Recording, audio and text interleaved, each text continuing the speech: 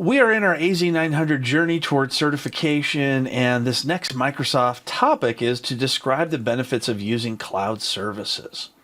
So here are some cloud benefits.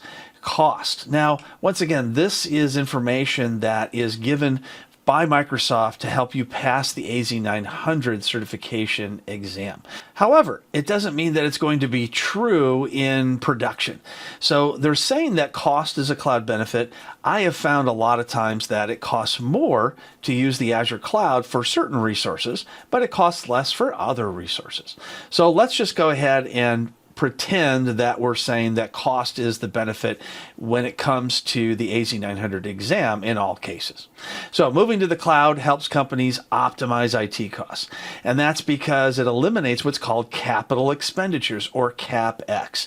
You don't have to buy hardware, you don't have to buy software, you don't have to pay somebody to continue to set it up and run it and update it, all those different things. And of course, pay to rent the rack at the data center. There's also electricity to be involved and cooling. And sometimes it makes more sense to use the public cloud or private cloud so you don't have to worry about that. For instance, at one point, I could get faster internet connection at my house than I could at the office that I was renting for my business. And the best I could get was DSL at that time because this was the early 2000s. But at my house, I could get megabits of speed. It wasn't gigabit at that time, but it was definitely much faster than DSL speed.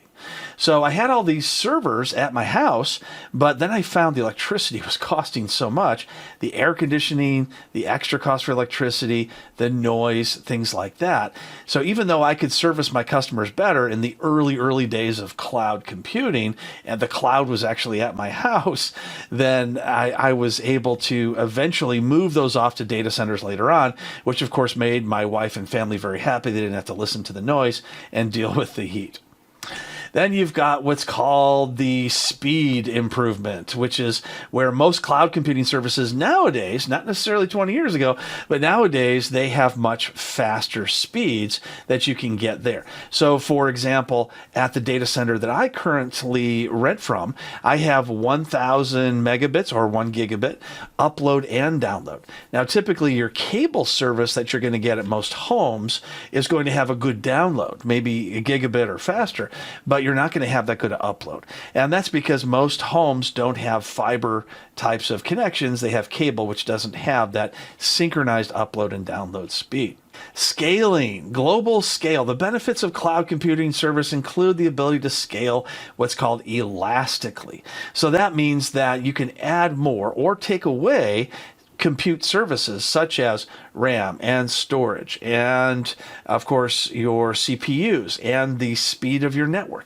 You can increase or decrease or even do what's called horizontal scaling, where you can add additional servers when needed. All those types of scaling requirements that your organization might have are much easier to do in the cloud than they are on premises or in your own data center that you're renting. Productivity. On-site data centers typically require a lot of different hardware setup and patching, lots of time-consuming types of things. Now, depending on the type of cloud model you use, whether you use infrastructure as a service as opposed to software as a service, then infrastructure is still going to require a considerable amount of productivity, but it's not going to require a lot of hardware expenditures or any, because of the fact that Microsoft takes care of that for you. Then you have performance. You get to choose the performance for your resources. So for instance, for virtual machines, you can decide how much RAM to load into this, how many virtual CPUs that you'd like to have, what type of speed you'd like to have, the hard drive types. For instance, you can use regular hard disk drives, which run at 7,200 RPMs, or you could run solid state drives, which run much, much faster, but then again, of course, they cost more to run. So you decide the performance based on what you want to pay.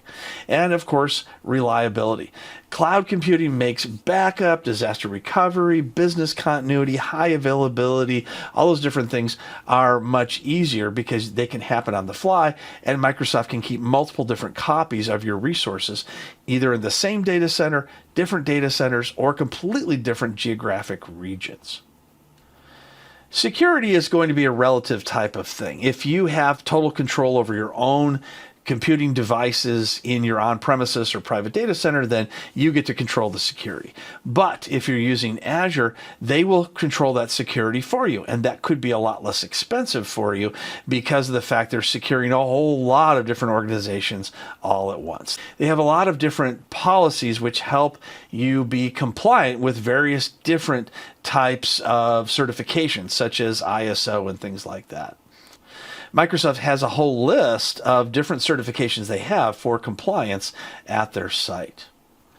I've gotten into various different Azure data centers over the years before they were even called Azure data centers. For instance, I went to relocate Microsoft Xbox. They contracted with me and my company to relocate from the MSN headquarters many years ago to go to a data center. And one of the interesting things I noticed was the security was very strong. You had to walk into what's called a man trap, where it's sort of like a phone booth. You walk in one side, they take your credentials, such as your driver's license, and if you are not allowed to be in that location, then they send for the police and lock you into this man trap. If you are going to be allowed in because you do have the proper credentials, then they open up the other side and you walk through it. That's just one of the many different types of security that you're going to see at an Azure data center if you're invited to go in. For the Azure AZ900 exam, there's many benefits for using cloud services that you just heard in this video. You might find yourself answering a question about one of these benefits in your AZ900 exam.